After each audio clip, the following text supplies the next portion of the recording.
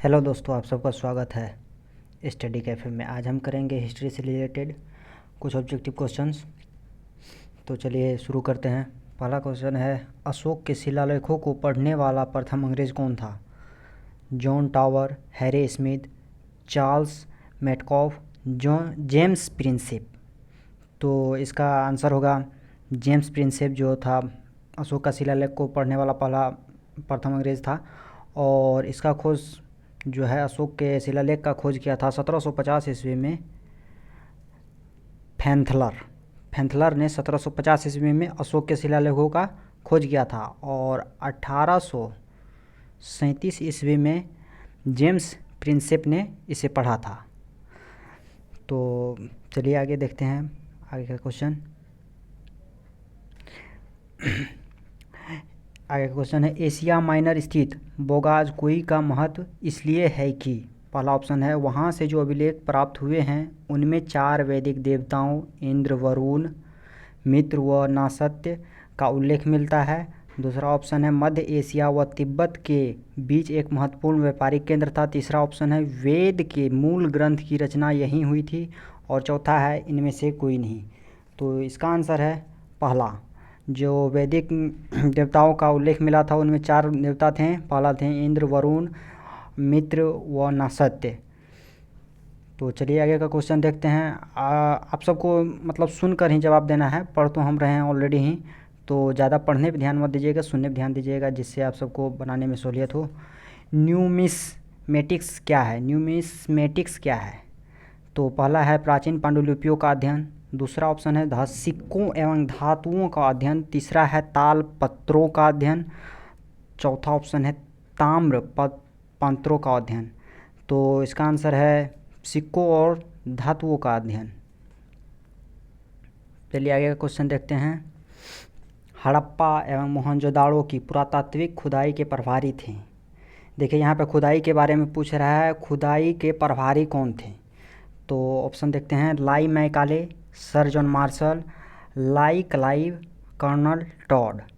तो खुदाई के जो प्रभारी थे सर जॉन मार्शल थे, जिन्होंने खुदाई का प्रभारी का जो दिया था भारतीयों के दिया था, जिसमें आते हैं राखालदास बनर्जी और दयाराम साहनी। चलिए आगे का देखते हैं। देखिए ये क्वेश्चन है सिंधु घाटी सभ्यता से जुड़ा हुआ है, और इस क्वेश्चन को चलिए पढ़ते हैं। सिंधु घाटी सभ्यता को खोज निकालने में जिन 2 भारतीय का नाम जुड़ा है वे हैं, पहला ऑप्शन है दयाराम साहनी एवं राखालदास बनर्जी। दूसरा ऑप्शन है जॉन मार्शल एवं ईश्वरी प्रसाद। तीसरा है आशरवादी लाल श्रीवास्तव एवं रंगनाथ राव। चौथा है मधोस्वरूप वत्स एवं वी राव। तो इसका आंसर है दयाराम साहनी एवं राखालदास बनर्जी। तो आप सब सुनकर जल्दी ही आंसर देने का कोशिश कीजिएगा। इसमें जो है दयाराम साहनी जो है 1921 में मोहनजोदाड़ो का खोज किया था और 1922 में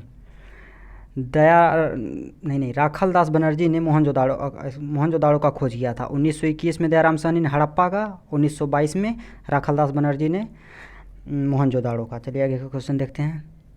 हड़प्पा सभ्यता की खोज किस वर्ष में हुई थी? हड़प्पा सभ्यता की खोज किस वर्ष में हुई थी? और ऑप्शन देखते हैं, 1901 ईस्वी, 1921 ईस्वी, 1935 ईस्वी और 1942 ईस्वी। तो पीछे हम बताए थे, तो 1921 ईस्वी जो किए थे दयाराम साहनी थे। हड़प्पा का खोज दयाराम साहनी जी किए थे 1921 ईस्वी में। चलिए आगे का देखते हैं क्वेश्चंस।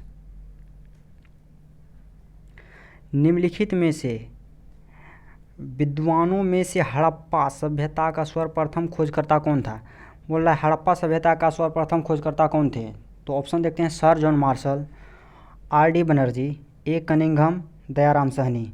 तो इसका आंसर है दयाराम साहनी, जो खोज किए थे 1921 ईस्वी में। चलिए आगे क्वेश्चन देखते हैं। भारतीय पुरातत्व का जनक किसे कहा जाता है? The father of Indian archaeology. तो ऑप्शन है Alexander Cunningham, James Prinsep, John Marshall एवं मार्टिमर व्हीलर। तो इसका आंसर है भारतीय पुरातत्व के जो खोजकर्ता का फादर कहा जाता है वो हैं अलेक्जेंडर कनिंघम। चलिए आगे का क्वेश्चन देखते हैं। तो भारतीय पुरातत्व सर्वेक्षण की स्थापना कब हुई थी, मतलब जो सर्वेक्षण का जो ये था संस्था था उसका स्थापना कब हुआ था। तो देखते हैं 1784 ईस्वी में, 1800 ईस्वी में, 1857 ईस्वी में और 1861 ईस्वी में।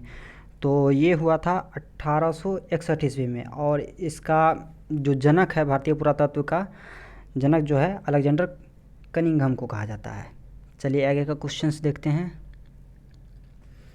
हर्षवर्धन के समय कौन सा चीनी यात्री भारत आया था। हर्षवर्धन के समय कौन सा चीनी यात्री भारत आया था। तो पहला ऑप्शन है फहियान, दूसरा ऑप्शन है इत्य और तीसरा मेगास्थनीज और चौथा हैनसांग। तो आप सब पढ़े होंगे हिस्ट्री में, तो इसका आंसर है हैनसांग। तो हैनसांग कौन था। हैनसांग था गौतम बुद्ध से शिक्षा लेने के लिए आया था। और पहले यह तो नालंदा यूनिवर्सिटी में शिक्षा भी लिया और उसके बाद में एक शिक्षक के तौर में वहीं पर व्यवस्थित भी हो गया, मतलब वहाँ पर शिक्षक के तौर में काम करने लगा हैनसांग। यह एक चीनी यात्री था। यह गौतम बुद्ध के समय आया था, गौतम बुद्ध से शिक्षा लेने के लिए। चलिए आगे का क्वेश्चन देखते हैं। फाहियान किसके शासनकाल में भारत आया था। चंद्रगुप्त प्रथम, अशोक, हर्षवर्धन और चंद्रगुप्त द्वितीय। फाहियान जो था ना ये चंद्रगुप्त द्वितीय के शासनकाल में आया था। और चंद्रगुप्त द्वितीय को ही विक्रमादित्य का उपाधि दिया गया है। और चंद्रगुप्त द्वितीय के समय में जो फाहियान आया था यह 399 ईस्वी से लेकर 412 ईस्वी तक चला था। चंद्रगुप्त द्वितीय का जो शासनकाल था तो इसी बीच में आया था फाहियान। चलिए आगे का क्वेश्चन देखते हैं। फिर वही क्वेश्चन आ गया है, फाहियान किसके शासनकाल में। चंद्रगुप्त द्वितीय के। चलिए आगे का क्वेश्चन देखते हैं। फाहियान कहाँ का निवासी था। फाहियान जो था कहाँ का निवासी था। भूटान का, अमेरिका का, चीन का, बर्मा का। जो है फाहियान जो था चीन का निवासी था। चलिए आगे का क्वेश्चन देखते हैं। पेरिप्लस ऑफ एरिथियंस सी की रचना किसने की थी। पेरिप्लस ऑफ एरिथियन सी। और इसके रचनाकार कौन थे। तो हेरोडोटस, मेगास्थनीज, स्ट्रोबो और अज्ञातनामा यूनानी लेखक। जो इसके जो लेखक थे अज्ञातनामा यूनानी लेखक को माना जाता है, जिसका नाम नहीं दिया गया था। अगर आप सबको पता होगा तो कमेंट में ज़रूर बताइएगा। ठीक है आगे का क्वेश्चन देखते हैं। प्लिनी की पुस्तक का नाम है। प्लिनी जो लेखक थे उनकी पुस्तक का नाम क्या है। चलिए क्वेश्चन ऑप्शन देखते हैं। हिस्ट्रीज, नेचुरलिस हिस्टोरिया, जियोग्राफिया और जियोग्राफी। तो इसके आंसर है नेचुरलिस हिस्टोरिया। प्लिनी का जो पुस्तक था नेचुरलिस हिस्टोरिया। चलिए आगे का क्वेश्चन देखते हैं। जियोग्राफिया की रचना किसने की थी। जियोग्राफिया की रचना किसने की थी। हेरोडोटस, मेगास्थनीज, स्ट्रोबो और प्लिनी। तो इसके रचनाकार थे स्ट्रोबो। जियोग्राफिया के रचनाकार थे स्ट्रोबो। तो आज का जो होता है क्वेश्चन का यहीं समाप्त होता है।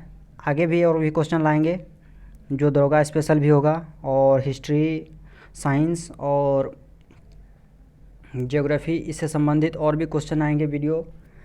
तो आप सब वीडियो में बने रहिएगा और चैनल को सब्सक्राइब ज़रूर कीजिएगा ताकि आप सबको नोटिफिकेशन मिलते रहे। धन्यवाद।